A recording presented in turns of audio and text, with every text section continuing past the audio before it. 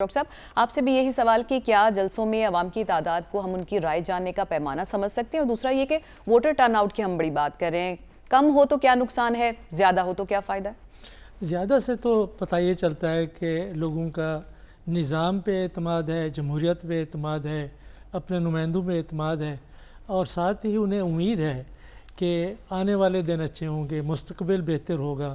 لوگ نکلتے ہی زیادہ تعداد میں مختلف ممالک میں الیکشنز کے دوران اس لیے ہوتے ہیں کہ انہیں یہ امید کی کرن نظر آتی ہے کہ تبدیلی ایک آ رہی ہے، یا ایک ایسی حکومت بنے گی جو ان کے مسائل حل کرے گی، پاکستان کو، ہمارے ملک کا ہم سوچتے ہیں، تو اس کو وہ آگے لے کے جائے گی۔ اعتماد ایک ہونا چاہیے، امید ہونی چاہیے، اور جو ایک رشتہ ہے امیدواروں کا اور عوام کے ساتھ، وہ رشتہ مضبوط ہونا چاہیے۔ اعتماد کم ہوا ہے، اور دوسری بات یہ ہے کہ یہ جو سیاسی جماعتیں اس وقت دو بڑی میدان میں ہیں، یہ بار بار حکومت بنا چکی ہیں، ان کی کارکردگی عوام کے ساتھ ہے۔ ایک تو وہ خود کہتے ہیں، ایک دوسرا عوام کیا اس کارکردگی کے بارے میں جس کے دعوے کرتے ہیں، نعرے مارتے ہیں، بیان بازی کرتے ہیں، عوام کیا اس کے بارے میں سوچتے ہیں۔ دو علیحدہ متضاد باتیں ہیں۔ تیسری بات یہ ہے کہ جس جماعت نے پچھلے الیکشنز میں 43% پاپولر ووٹ حاصل کیا تھا، وہ سارے تو نہیں ہے کہ وہ بالکل ڈی موبلائز ہو چکے ہیں، غیر متحرک ہیں، لیکن یہ ہے کہ ان کو اپنے ووٹرز کو متحرک کرنے کے لیے سامنے مشکلات ہیں، دشواریاں ہیں۔ وہ کس حد تک اپنے لوگوں کو متحرک کر سکیں گے، ووٹ کے دن لا سکیں گے۔ لیکن اس میں ایک مثبت پہلو بھی ہے۔ مثبت پہلو یہ ہے کہ یہ صرف جلسے جلوس، سیاسی جماعتیں، پریس کانفرنسز، یہ باتیں صرف میٹر نہیں کرتے۔ جو چیز میٹر کرتی ہے وہ امیدوار ہیں، کہ وہ گھروں میں جاتے ہیں، لوگوں سے ملتے ہیں، تعلقات رکھتے ہیں۔ اور اس دفعہ جس طرح تعداد ہے امیدواروں کی، ہر کانسٹیچوئنسی میں وہ اتنا زیادہ ہے کہ لوگ گھروں میں جا رہے ہیں، آج نہیں جا رہے، کئی مہینوں سے جا رہے ہیں، لوگوں سے مل رہے ہیں۔ الیکشن کمپین تو اعلان ہوتے ہی شروع ہو چکی تھی، مدھم تھی، ہلکی تھی، لیکن اب زیادہ بڑھ چکی ہے۔ ایک اور بات جو میں سمجھتا ہوں کہ مثبت ہے، وہ یہ ہے کہ تحریک انصاف نے بھی یہ کہہ دیا اپنے لوگوں کو کہ ہر صورت میں نکلیں، باہر جا کے ووٹ دیں۔ ابھی وہ خاموش ہے، لیکن ہو سکتا ہے کہ وہ ان کی یہ حکمت عملی ہو، یہ اسٹریٹجی ہو کہ جلسے جلوس تو ظاہر ہے وہ نہیں کر سکتے، لیکن یہ ہے کہ ووٹ کی صورت میں وہ نتائج کے اوپر اثر انداز ہو سکتے ہیں۔ میں مجموعی طور پہ میرا خیال یہ ہے، جی بات کیجیے۔ جی ڈاکٹر صاحب، کیا پلیز آپ مکمل کیجیے پہلے۔ جی میں یہ کہہ رہا تھا کہ مجموعی طور پر میں اتنا مایوس نہیں ہوں انتخابات کے ووٹر ٹرن آؤٹ کے حوالے سے۔ ٹھیک ہے، کچھ بھی کہا جا سکتا ہے، لیکن جو ایک بات آپ نے کہی اس کا بھی جواب دے دیتا ہوں کہ اگر ووٹر ٹرن آؤٹ زیادہ ہوتا ہے تو یہ صرف ساکھ کی بات نہیں ہے، بلکہ ووٹر ٹرن آؤٹ سے نتائج کے بارے میں پھر کچھ بھی ہو سکتا ہے۔ اچھا ڈاکٹر صاحب، اسی سے ملتا جلتا سوال تھا، میں کر لیتی ہوں کہ کیا اگر ووٹر ٹرن آؤٹ بڑھتا ہے تو ڈائنیسٹک پالیٹکس کے لیے کوئی خطرہ ہو سکتا ہے؟ اس وقت تو میں سمجھتا ہوں کہ ان کے لیے کوئی خطرہ نہیں ہے، لیکن یہ ہے کہ خطرہ تو صرف ایک صورت میں تھا کہ جب تیسری قوت بھی میدان میں رہتی ہے، لیکن یہ ہے کہ جس طرح ان کے سامنے دشواریاں ہیں، ان کے پیش نظر جماعت کے طور پہ وہ نہیں ہے۔ تو اگر آپ کوئی چاہتا ہے کہ موروثی سیاست پاکستان پیپلز پارٹی کی اور مسلم لیگ نون کی یا مولانا فضل الرحمان کی یا دوسرے لوگوں کی ختم ہو گئی ہے، وہ ختم نہیں ہوئی، بلکہ یہ ہے کہ اس الیکشنز میں ہمیں زیادہ مضبوطی کے ساتھ سامنے آتی نظر آ رہی ہے۔ ڈاکٹر رسول بخش رئیس صاحب، پی ٹی آئی خواتین کو ٹکٹ دینے میں سب سے آگے ہے، 754 ٹوٹل امیدوار ہیں، 53 ان میں خواتین ہیں، تو یہ پرسنٹیج بنتی ہے 7%۔ کیسے کامنٹ کریں گے اس پہ؟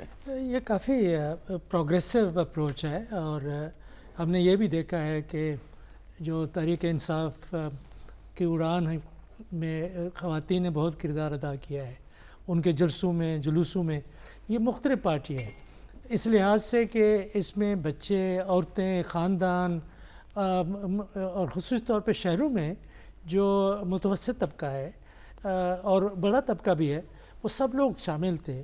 کہ خیال یہ تھا کہ ایک نئی سوچ آنی چاہیے، ایک تبدیلی آنی چاہیے، اور موروثی سیاست کو دفن کرنا چاہیے۔ تو انہوں نے اس کی لاج تو کم از کم رکھی ہے کہ خواتین کو جس انداز سے وہ متحرک رہی ہیں تحریک انصاف کی اڑان میں، انہوں نے اس کے ساتھ انصاف ضرور کیا ہے کہ ان کو ٹکٹس دی ہیں. یہ اتنی تعداد میں پاکستان کی تاریخ میں کسی بھی سیاسی جماعت نے اتنے امیدوار سامنے نہیں لائے. 53 معمولی بات نہیں ہے. ہمیں معلوم نہیں ہے, اگلے شاید پروگرام میں ہم آپ کو بتا سکیں کہ پاکستان پیپلز پارٹی کی طرف سے کتنا ہے اور مسلم لیگ نون کی طرف سے کتنا ہے, اور جو مذہبی جماعتیں ہیں انہوں نے کتنا خواتین کو ٹکٹ دی ہے. لیکن اگر انہوں نے بھی دی ہے تو ان کی تعداد بھی کہیں زیادہ ہے, لیکن اس کے کہیں قریب نہیں پڑتے. ایک پروگریسو سوچ ہے, اور جن معاشروں میں اگر آپ چاہتے ہیں کہ آپ نے صرف خواتین کو اور سینیٹرز کو اسمبلیوں سے الیکٹ کرانا ہے تو وہاں پہ پھر موروثی سیاست زیادہ جڑ پکڑتی ہے.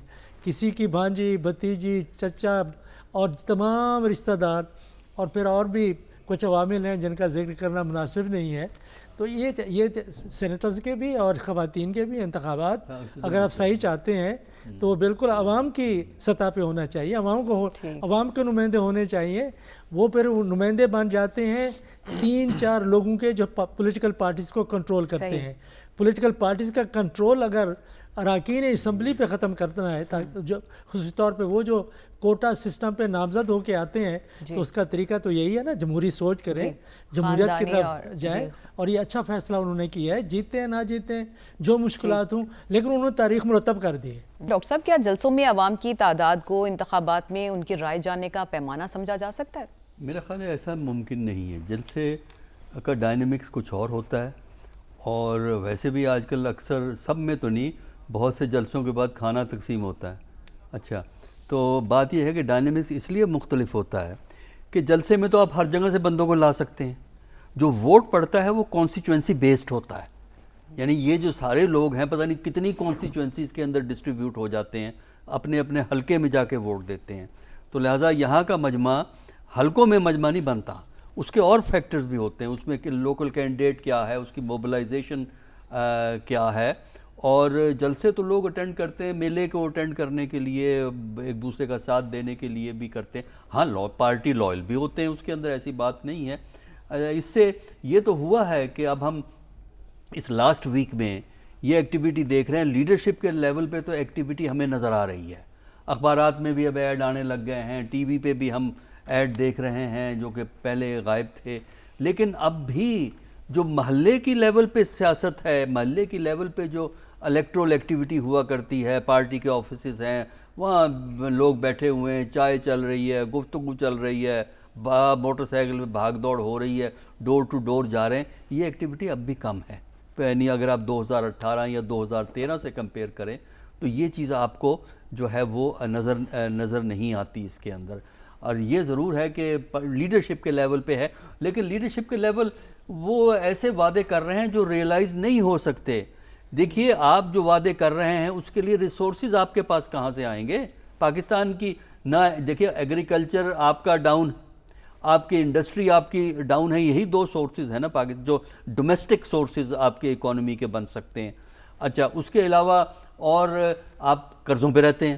جی, تو قرضوں پہ رہ کے تو آپ بجلی کی قیمت کم نہیں کر سکتے, آپ اور چیزوں کی قیمتیں کم نہیں جو کر سکتے. لہٰذا عوام کو ریلیف دینا وہ اتنا آسان کام نہیں ہوگا نئی حکومت کے لیے, کیونکہ آپ یہ ریسورسز کی تو بات کر نہیں رہے. تو میرے نزدیک تقریروں میں غیر حقیقت پسندانہ وعدے کیے جا رہے ہیں, اور اس کا اینٹی کلائمیکس ہوگا.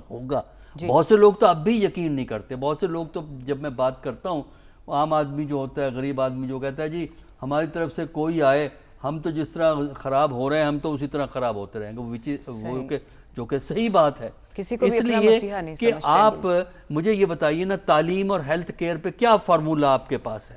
ریسورسز آپ کہاں سے لائیں گے جو ان چیزوں کے لیے؟ اتنے تو ٹیکس لگے ہوئے ہیں. یہ کہتے ہیں جی ٹیکس والوں کی تعداد کم ہے, وہ انکم ٹیکس والوں کی تعداد کم ہے. ورنہ آپ جو ذرا سی چیز لیں, چائے لیں کہ ماچس خریدیں, اس میں بھی آپ کو ٹیکس دینا پڑتا ہے. یہ سارے چیلنجز ہیں جو آنے والی حکومت کو سامنا کرنا پڑے گا. صاحب, ووٹر لسٹوں میں تبدیلی اور یہ جو پولنگ سٹیشنز کے تبدیل ہونے کی شکایات ہم ہر انتخابات میں دیکھتے ہیں, کیوں اس طرح کے رد و بدل کیے جاتے ہیں اور کیا مقاصد ہوتے ہیں جنہیں اچیو کرنا ہوتا ہے؟ دیکھیے, یہ پہلے بھی شکایتیں رہی ہیں, پہلی دفعہ نہیں ہیں. یہ ہم نے پچھلے الیکشنوں میں بھی دیکھا ہے کہ کسی ایک ہی فیملی ہوگی, 2 کے ووٹ ایک جگہ ہوں گے, باقیوں کے ووٹ کہیں اور ہوں گے. یہ میرا خیال ہے بیسک ذمہ داری تو الیکشن کمیشن کی ہوتی ہے.